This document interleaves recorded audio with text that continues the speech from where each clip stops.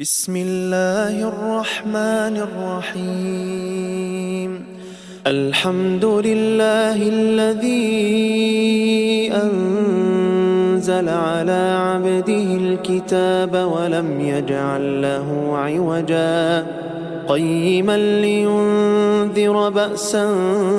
شديدا من لدنه ويبشر المؤمنين الذين يعملون الصالحات أن لهم أجرا حسنا ماكثين فيه أبدا وينذر الذين قالوا اتخذ الله ولدا ما لهم به من علم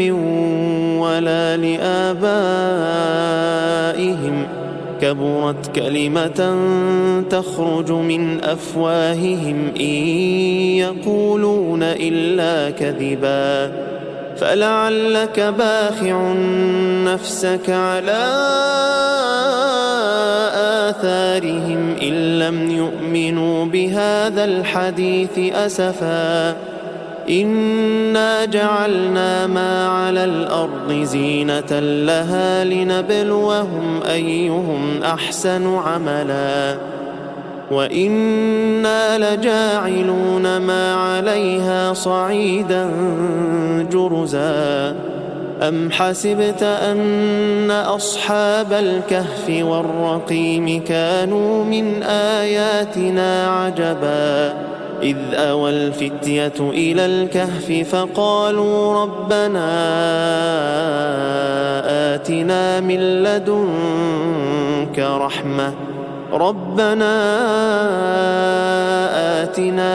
لدنك رحمة وهيئ لنا من أمرنا رشدا فضربنا على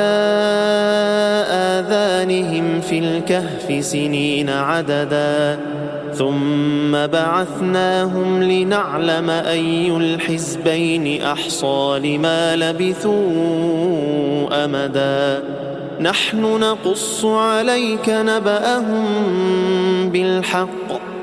إنهم فتية آمنوا بربهم وزدناهم هدى وربطنا على قلوبهم إذ قاموا فقالوا ربنا رب السماوات والأرض لن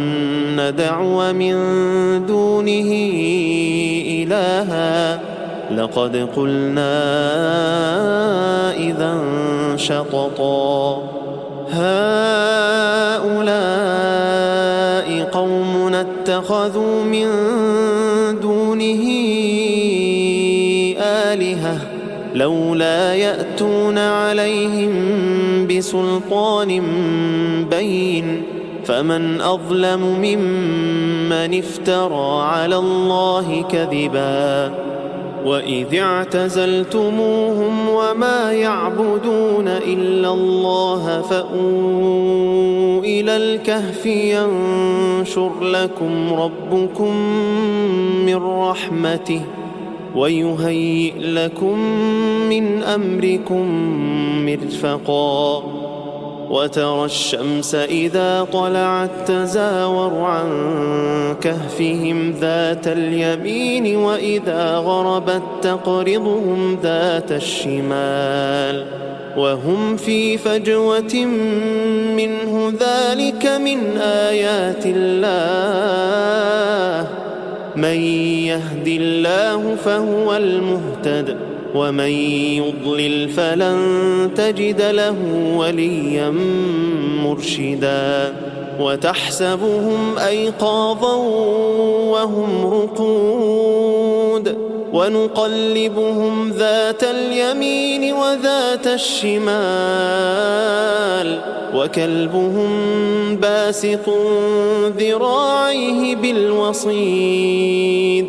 لو اطلعت عليهم لوليت منهم فرارا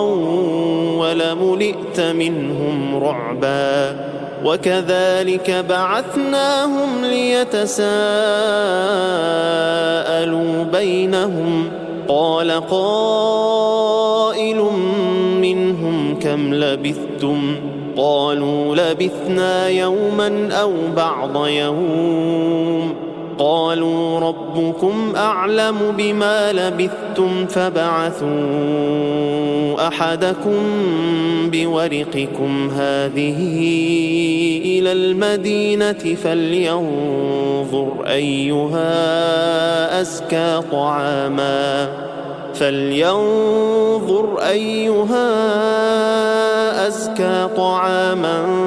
فليأتكم برزق منه وليتلطف ولا يشعرن بكم أحدا إنهم إن يظهروا عليكم يرجموكم أو يعيدوكم في ملتهم ولن تفلحوا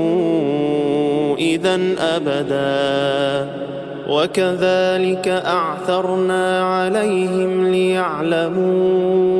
أن وعد الله حق وأن الساعة لا ريب فيها إذ يتنازعون بينهم أمرهم فقالوا ابنوا عليهم بنيانا ربهم أعلم بهم قال الذين غلبوا على أمرهم لنتخذن عليهم مسجدا سيقولون ثلاثة رابعهم كلبهم ويقولون خمسة سادسهم كلبهم رجما بالغيب ويقولون سبعة وثامنهم كلبهم قل ربي أعلم بعدتهم ما يعلمهم إلا قليل فلا تمار فيهم إلا مراء ظاهرا ولا تستفت فيهم منهم أحدا ولا تقولن لشيء إني فاعل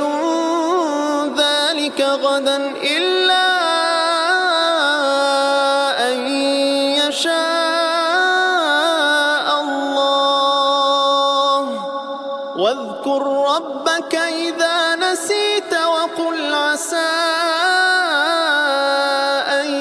يهديني ربي لأقرب من هذا رشدا ولبثوا في كهفهم 300 سنين وازدادوا 9 قل الله أعلم بما لبثوا له غيب السماوات والأرض أبصر به وأسمع ما لهم من دونه من ولي ولا يشرك في حكمه أحدا واتل ما أوحي إليك من كتاب ربك لا مبدل لكلماته ولن تجد من دونه ملتحدا واصبر نفسك مع الذين يدعون ربهم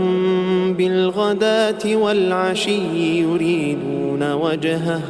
ولا تعد عيناك عنهم تريد زينة الحياة الدنيا ولا تطع من أغفلنا قلبه عن ذكرنا واتبع هواه وكان أمره فرطا وقل الحق من ربكم فمن شاء فليؤمن ومن شاء فليكفر إنا أعتدنا للظالمين نارا أحاط بهم سرادقها وإن يستغيثوا يغاثوا بماء كالمهل يشوي الوجوه بئس الشراب وساءت مرتفقا إن الذين آمنوا وعملوا الصالحات إنا لا نضيع أجر من أحسن عملا أولئك لهم جنات عدن تجري من تحتهم الأنهار يحلون فيها من أساور من ذهب ويلبسون ثيابا خضرا من سندس واستبرق متكئين فيها على الأرائك نعم الثواب وحسنت مرتفقا واضرب لهم مثل الرجلين جعلنا لأحدهما جنتين من أعناب وحففناهما بنخل وجعلنا بينهما زرعا كلتا الجنتين آتت أكلها ولم تظلم منه شيئا وفجرنا خلالهما نهرا وكان له ثمر فقال لصاحبه وهو يحاوره أنا أكثر منك مالا وأعز نفرا ودخل جنته وهو ظالم لنفسه قال ما أظن أن تبيد هذه أبدا وما أظن الساعة قائمة ولئن رددت إلى ربي لأجدن خيرا منها منقلبا قال له صاحبه وهو يحاوره أكفرت بالذي خلقك من تراب ثم من نطفة ثم سواك رجلا لكن هو الله ربي ولا أشرك بربي أحدا ولولا إذ دخلت جنتك قلت ما شاء الله لا قوة إلا بالله إن ترني أنا أقل منك مالا وولدا فعسى ربي أن يؤتيني خيرا من جنتك ويرسل عليها حسبانا من السماء فتصبح صعيدا زلقا أو يصبح ماؤها غورا فلن تستطيع له طلبا وأحيط بثمره فأصبح يقلب كفيه على ما أنفق فيها وهي خاوية على عروشها ويقول يا ليتني لم أشرك بربي أحدا ولم تكن له فئة ينصرونه من دون الله وما كان منتصرا هنالك الولاية لله الحق هو خير ثوابا وخير عقبا واضرب لهم مثل الحياة الدنيا كماء إن أنزلناه من السماء فاختلط به نبات الأرض فأصبح هشيما تذروه الرياح وكان الله على كل شيء مقتدرا المال والبنون زينة الحياة الدنيا، والباقيات الصالحات خير عند ربك ثوابا وخير أملا. ويوم نسير الجبال وترى الأرض بارزة وحشرناهم فلم نغادر منهم أحدا، وعرضوا على ربك صفا لقد جئتمونا كما خلقناكم أول مرة بل زعمتم أن لن نجعل لكم موعدا. ووضع الكتاب فترى المجرمين مشفقين مما فيه ويقولون يا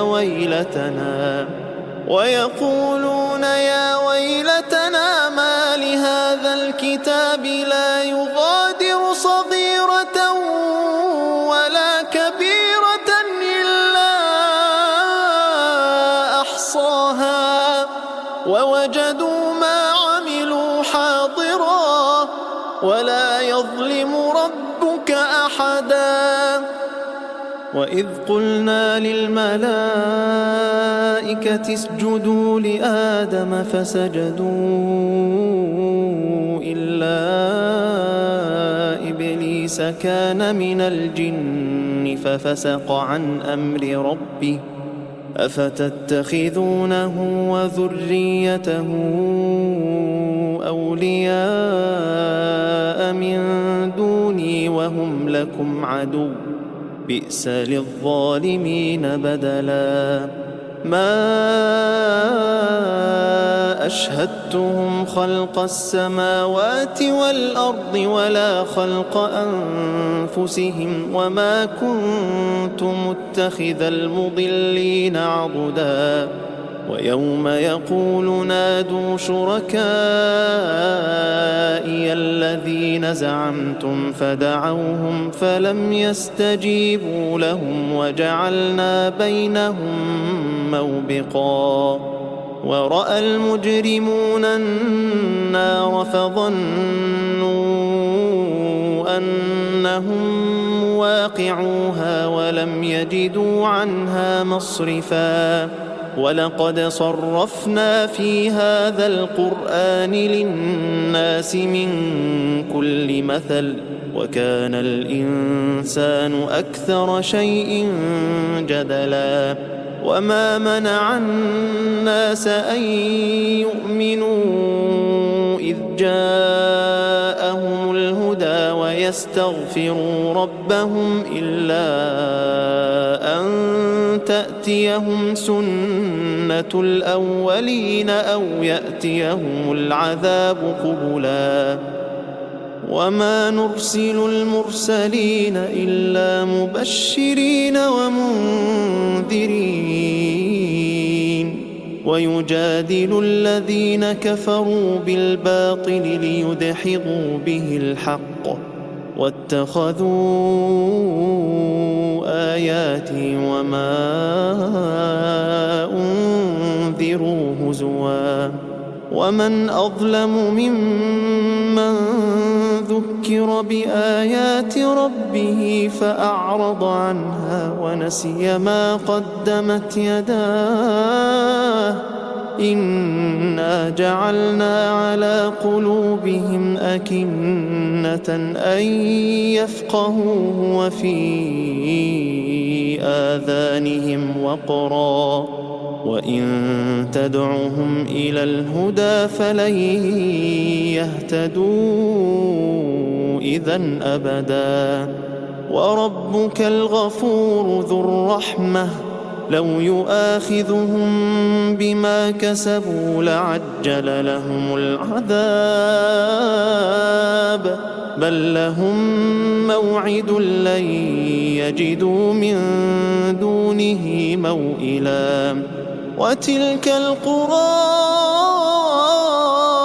أهلكناهم لما ظلموا وجعلنا لمهلكهم موعدا. وإذ قال موسى لفتاه لا أبرح حتى أبلغ مجمع البحرين أو أمضي حقبا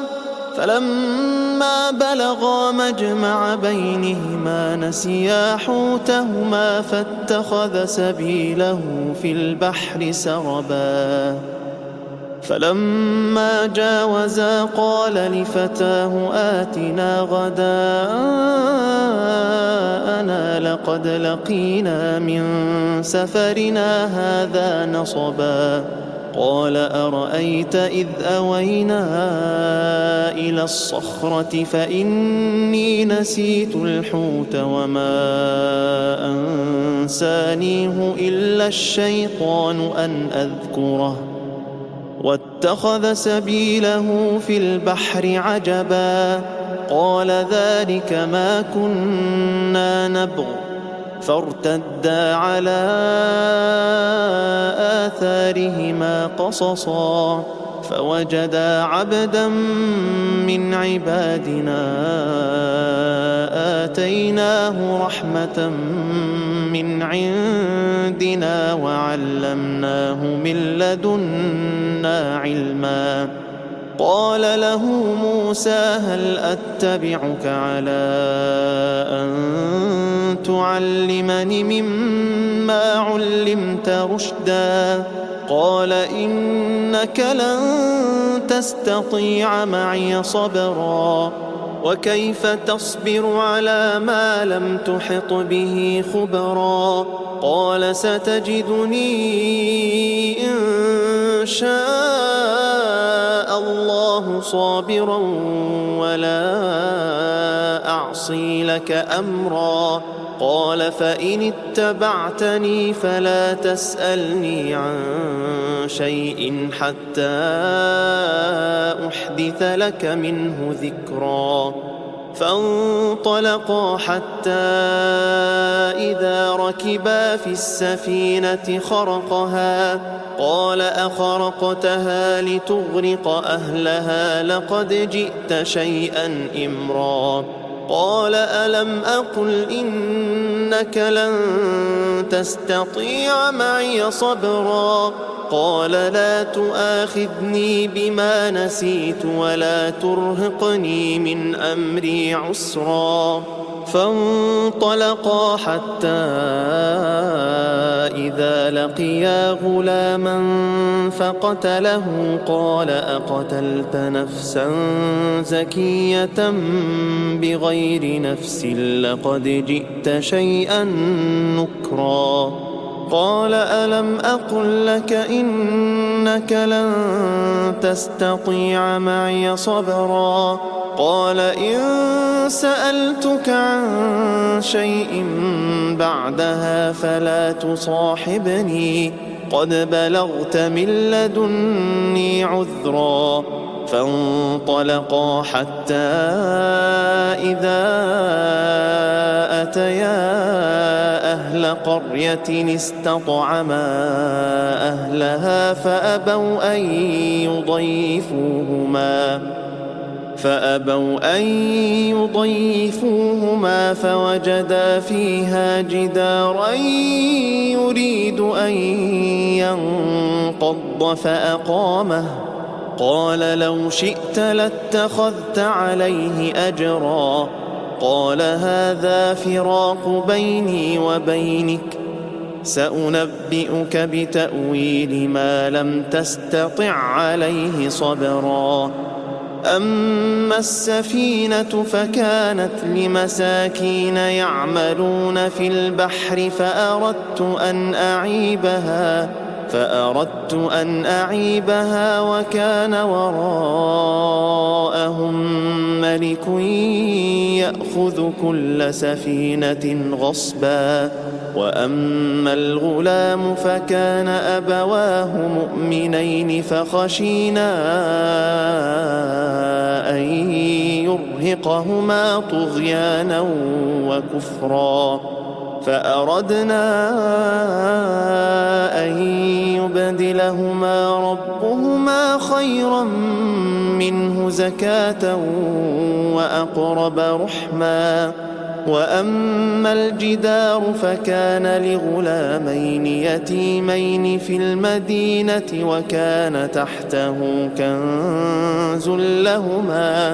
وكان تحته كنز لهما وكان أبوهما صالحا فأراد ربك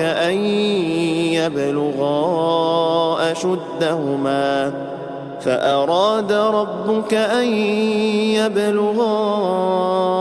أشدهما ويستخرجا كنزهما رحمة من ربك وما فعلته عن أمري ذلك تأويل ما لم تسطع عليه صبرا ويسألونك عن ذي القرنين قل سأتلو عليكم منه ذكرا إنا مكنا له في الأرض وآتيناه من كل شيء سببا فأتبع سببا حتى إذا بلغ مغرب الشمس وجدها تغرب في عين حمئة ووجد عندها قوما قلنا يا ذا القرنين إما أن تعذب وإما أن تتخذ فيهم حسنا قال أما من ظلم فسوف نعذبه ثم يرد إلى ربه فيعذبه عذابا نكرا وأما من آمن وعمل صالحا فله جزاء الحسنى وسنقول له من أمرنا يسرا ثم أتبع سببا حتى إذا بلغ مطلع الشمس وجدها تطلع على قوم لم نجعل لهم من دونها سترا كذلك وقد أحطنا بما لديه خبرا ثم أتبع سببا حتى إذا بلغ بين السدين وجد من دونهما قوما لا يكادون يفقهون قولا قالوا يا ذا القرنين إن يأجوج ومأجوج مفسدون في الأرض فهل نجعل لك خرجا على أن تجعل بيننا وبينهم سدا قال ما مكني فيه ربي خير فأعينوني بقوة أجعل بينكم وبينهم ردما آتوني زبر الحديد حتى إذا ساوى بين الصدفين قال انفخوا حتى إذا جعله نارا قال آتوني أفرغ عليه قطرا فما استطاعوا أن يظهروه وما استطاعوا له نقبا قال هذا رحمة من ربي فإذا جاء وعد ربي جعله دكاء وكان وعد ربي حقا وتركنا بعضهم يومئذ يموج في بعض ونفخ في الصور فجمعناهم جمعا وعرضنا جهنم يومئذ للكافرين عرضا الذين كانت أعينهم في غطاء عن ذكري وكانوا لا يستطيعون سمعا أفحسب الذين كفروا أن يتخذوا عبادي من دوني أولياء إنا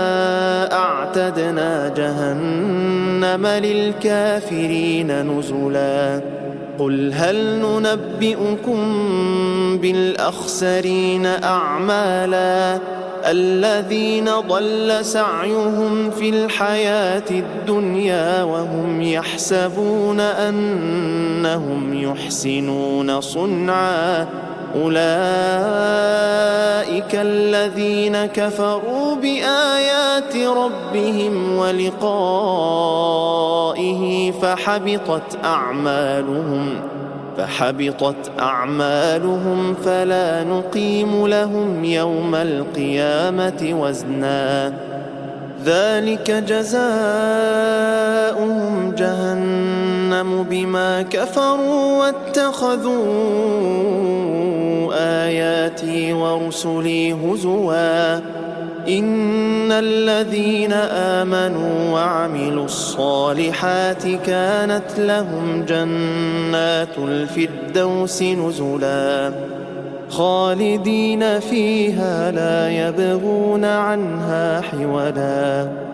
قل لو كان البحر مدادا لكلمات ربي لنفد البحر قبل أن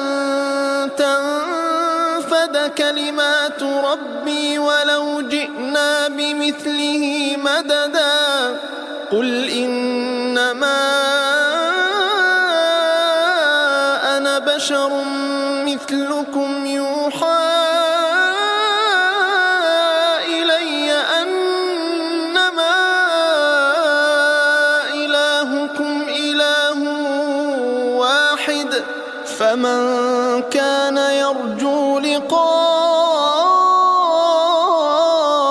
ربه فليعمل عملا صالحا ولا يشرك بعبادة ربه